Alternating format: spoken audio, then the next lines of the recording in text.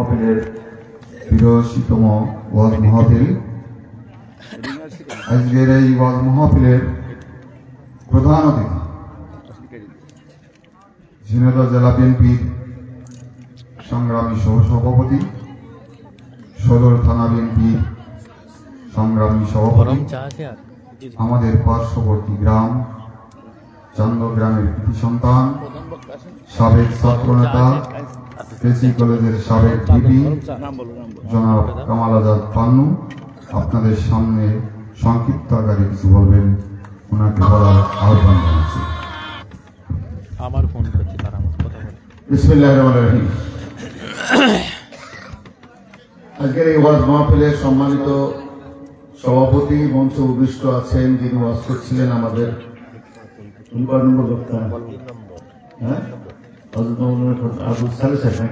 জি না, আমি ফুরফুরা শরীফ থেকে সৈয়দ আমিমুল এহসান। আমিমুল এহসান। আমরা ওনার ওয়াজ শুনছিলাম, আমি ওনার ওয়াজের মাঝখানে থেকে পড়েছি। আসলে একটা প্রোগ্রাম ছিল, সেটা শেষ করতে এত দেরি হয়েছে। এইটা তো ওয়াজ মাহফিলে আমাদের যারা জানাশোনা আছে ইসলাম এবং কোরআনের আলোকে, ওনাদেরকে সাধারণত অতিথি করা হয়, আমাদেরকে আমন্ত্রিত অতিথি করাই ভালো। আজকে এই মুক্ত বাতাসে ৫ই আগস্টের পরে যারা আমাদের উপরে জগৎ পাথরের মতন বসেছিল, সেই অপশক্তি যদি আজকে বিদায় না হতো, তাহলে এইভাবে আমরা স্বাধীনভাবে এই ওয়াজ মাহফিল শুনতে পারতাম, বলতে পারতাম না। আমরা তাহলে সবার আগে আমাদের মাঝ থেকে যারা বিদায় নিয়েছেন এই আন্দোলন সংগ্রাম করতে গিয়ে, তাদের মাগফিরাত কামনা করছি। সেই ছাত্র জনতা এবং যারা মৃত্যুবরণ করেছে তাদের প্রতি সহানুভূতি জ্ঞাপন করছি। আজকে এই আয়োজন করেছেন যারা আমাকে এখানে দাওয়াত করে নিয়ে আসছেন, তাদের প্রতি আমি কৃতজ্ঞতা এবং ধন্যবাদ জ্ঞাপন করছি।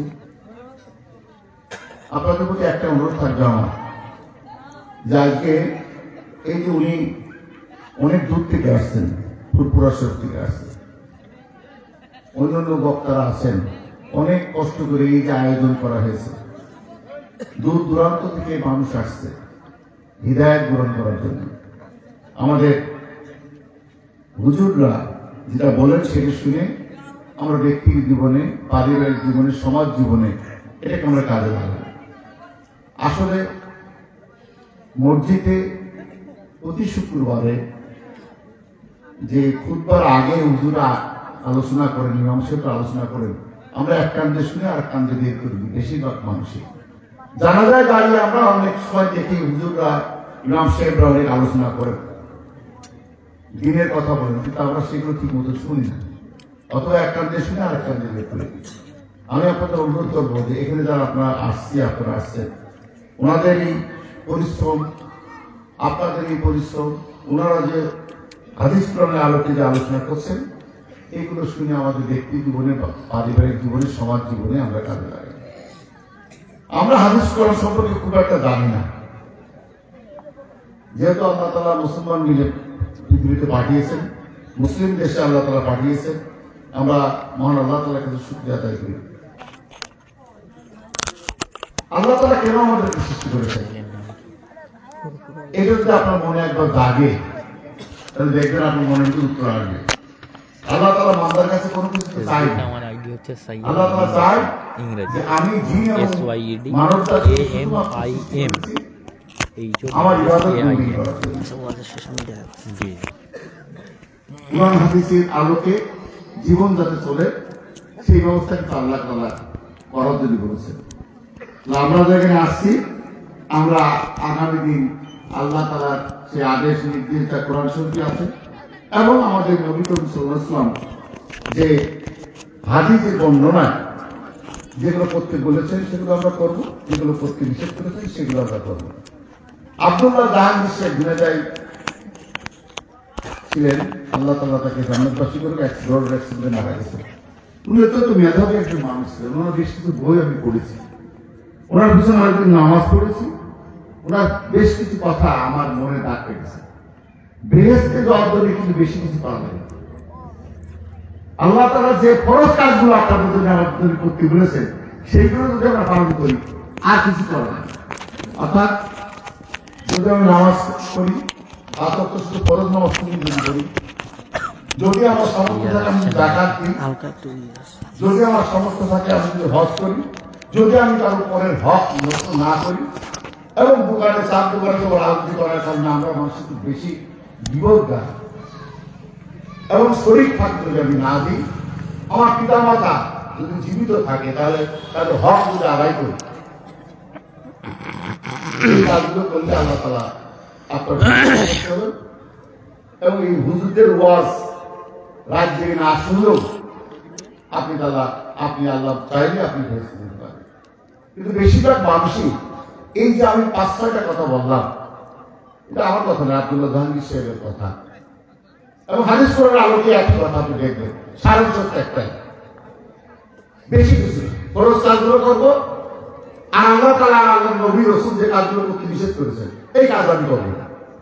আমি কোরআন শরীফ বাংলা আমি করতে পারি, কিন্তু আমি কোরআন শরীফ বাংলা অনুবাদ 1 থেকে 114টা সূরা আমি 8 থেকে 10 বার শেষ করেছি। 17 সালে আল্লাহ তাআলা আমার হজ করেছেন।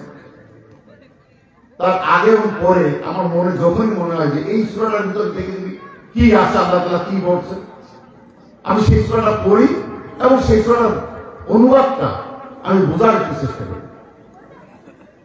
সূরা আর রহমানে, আমাকে আমার হুজুর ভালো বলতে পারবেন না, সূরা আর রহমানে আল্লাহ তাআলা 31 বার একটি মাত্র কথা বলছে যে তোমরা উভয়, অর্থাৎ মানুষ এবং জিন জাতিকে উদ্দেশ্য করে আল্লাহ তাআলা বলছে তোমরা উভয়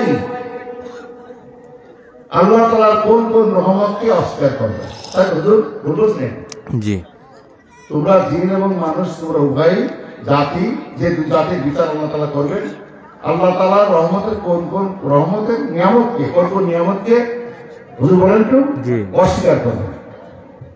আল্লাহ তাআলা যে নিয়ামত আমাদেরকে দিয়েছে সেই নিয়ামতের কথা কি আমরা একটু ভাবি? আমরা কি আল্লাহর কাছে আবেদন করেছিলাম যে আল্লাহ তাআলা তুমি আমাদেরকে মানুষ করে পৃথিবীতে পাঠিয়ে দাও?